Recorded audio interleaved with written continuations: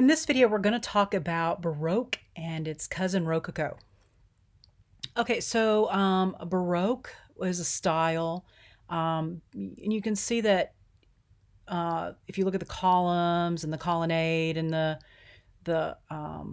base of the building. This is the National Academy of Music, which is the opera house in Paris. You will see that it is very much based on the classical Greek style. It just has a lot more detail and orientation and ornamentation added to it. Now, like most styles, Baroque started off simple and it got more complex and then it got extremely complex. And that's what kind of tends to happen with any styles. It starts off kind of minimalistic and it starts to get louder until it eventually gets very detailed. And that's when people kind of just say, okay, we've overdone this. Let's move on to something else. And so in the beginning, Baroque started off with the Pope's house, St. Peter's Basilica. It is a church, but it's also where the Pope lives. And it's a perfect prime example of early Baroque architecture. And you can see a lot of the Greek influence here, a lot of the classicism, right? We've got a lot of that going on here. Just some images. I thought some of these were kind of cool about the size of this building. And so that's what started to happen. We've now got the technology going on where we can build bigger. You notice we're not building skyscrapers yet because we still don't have steel, at least not steel the way we have steel. Just some examples of the building and why it's different. You still can see that very basic Greek bones to the design, but we're now adding to it. We're adding more elements and more components to it. Corinthian capitals here, but if you look at the colonnade, there's the floor plan. The Pope lives in the upper part, I believe. These are actually Doric capitals, and then this is an Ionic entablature. So it mixed the three different styles. You would never do that if you were a classical Greek. So we're starting to take some liberties. We're taking things, or we're taking old styles, and we're building on top of them now. We've been around long enough in architecture to start combining styles. And this is how big these columns are compared to people. Pretty immense. And this is what makes it Baroque. All the details, all these very, very small level details. We're not just adding details, we're adding a lot of details, and the details have details. Michelangelo designed the dome, and it actually had some cracks in it, so they had to go back and put some steel in there to keep it from falling in, caving in. And it's just beautiful. It's absolutely beautiful. Tiling, detail. You just see there's a lot of texture, a lot of visual texture with Baroque architecture. I think it's probably one of the better ways to describe it. The color palettes are muted. We're not getting anything bright. Oh, this is just a beautiful picture. We're getting a lot of muted tones, kind of dark. I liked the sun coming through the dome up here because it brightened up what is normally a very, very dark space. The palace at Versailles, the home of the French king and queen, is in the Baroque style. And this place is massive. When I was young, I went backpacking around Europe and didn't even look. Just showed up at Versailles one day. Turned out to be that Versailles is closed on Tuesdays or Wednesdays or whenever it was. So I just walked around, and it is just massive. I didn't get to go inside. Here it is at night, all lit up. Back then, this was how these were their cars. True horsepower. This is Versailles from plan view, so you can see how massive this place is. Gigantic. And so it kind of helps you understand why the French Revolution happened. People were starving and they were expanding and building and renovating, and it did not go over well. And so you see, it's the same thing. We've got this very, very classical bone structure to this, but now we've got a lot of details. We're adding details, we're adding more details.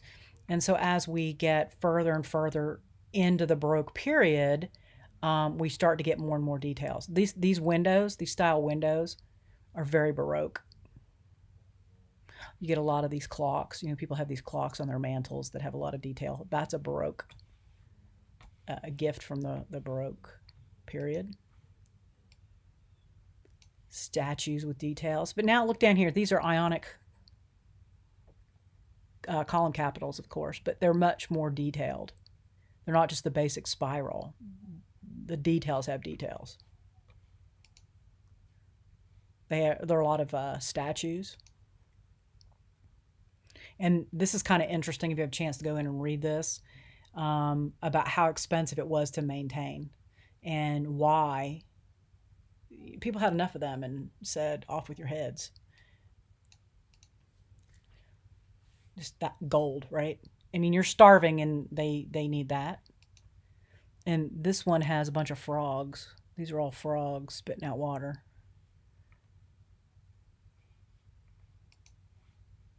Hall of Mirrors actually was inspired by the ancient Persian kingdom of Persepolis. So you see the paintings, right? All these giant murals, all this marble, all this chandelier and crystal. You just see an immense amount of detail. Look at that. I mean, it's one of those things where on one hand, you can appreciate the work that went into building that, but on the other hand, wow, people were starving. You couldn't have cut back some of that. They didn't.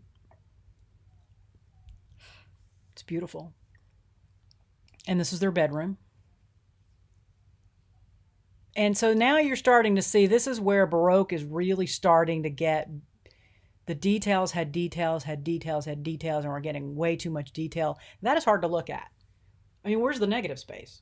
We got very, very little negative space. It's now so overwhelming because there's so much going on that people are like, I can't take the Baroque period anymore. I can't take Baroque anymore.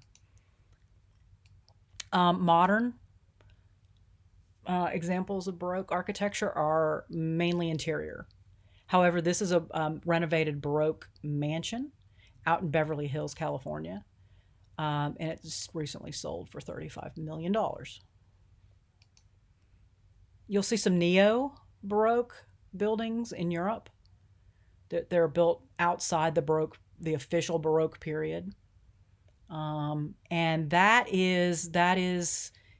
it's beautiful and it's well done, but it's almost a McMansion.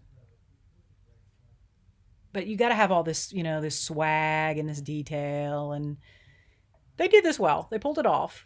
Don't get me wrong, but the house is a little too small to be Baroque, in my opinion. This is Baroque. This is an earlier version of Baroque. We still have a lot of detail, but it's not details have details have details. It's just details. Um, some of you guys probably have grandparents whose houses look like this, especially if you're from New York. It's a very popular style of apartments in New York. And I only say that because my Italian grandmother and great grandmother, when I was a child, had a very Baroque apartment in Newark.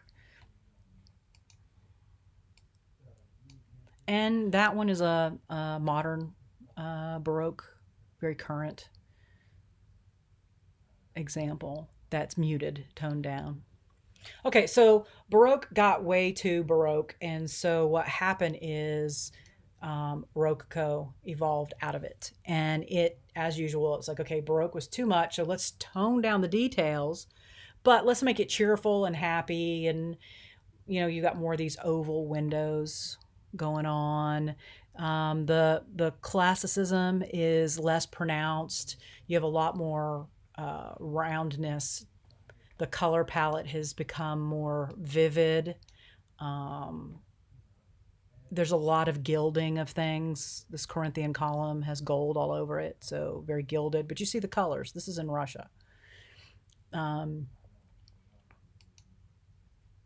this one is a more muted palette tone, but you'll see a lot of Rococo, even though it's from France. You will see a lot of it in Spain, and also the Spaniards brought it to South America. So you'll see a lot of buildings in South America that look like this, and it is Rococo church. And it basically means shells from French and Barococo from Baroque in Italian. And so you see a lot of shell shapes. You've got a lot of nature, much more organic. The details are much more natural. There you go. Here's the shell. So that's one way you can differentiate between Baroque and Rococo is look for the shells, look for the flowers, look for the organic. Also, they have cherubs rather than saints. And then just here are some examples. These are in Austria. This was actually a residence for boys, but it was also a school/slash residence. I love that picture. It's beautiful. Schloss Sans Souci, which in French means carefree, literally means without worry. Not sure what they were worried about. I guess other than having their heads cut off back then, because people were not happy about them spending money while they were hungry.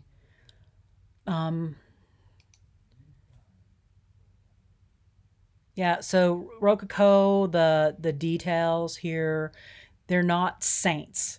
They're more in this case, the design was done more toward Bacchanalia, which is the celebration of wine and grapes, because I believe there's a vineyard somewhere in here. And so as we get closer, you can see the different details for Rococo. I mean, just think shells. I mean, that so very much sums it up. It does really have that very organic, very colorful feel to it. And then this is the inside. Obviously, a mirror ball photo. But an immense amount of detail. And then this is where Rococo jumped the shark and got way too gaudy. And people said, all right, we're done with Rococo. Yeah, it almost hurts to look at. Okay, so modern Rococo. These are modern, current designs, and it is mainly architect interior. I couldn't actually find any modern examples of exterior Rococo architecture. It's right now the current style right now for most architecture is much more minimalistic. So we're not in a Rococo period, but these are modern. These are current designs. I thought this one was really interesting because this is really neo Rococo. I mean, this is somebody taking it to the next level, because and there's the shell, because this has become more of a very, very modern new branch off. It's almost like the fork in the road has gone to the right, and this is much more of a neo Rococo style. That is a bathroom. And I think that is where Neo Rococo as well has jumped the shark. And that is Rococo furniture, modern. Okay, we're going to stop this one here and go into the next, next field trip.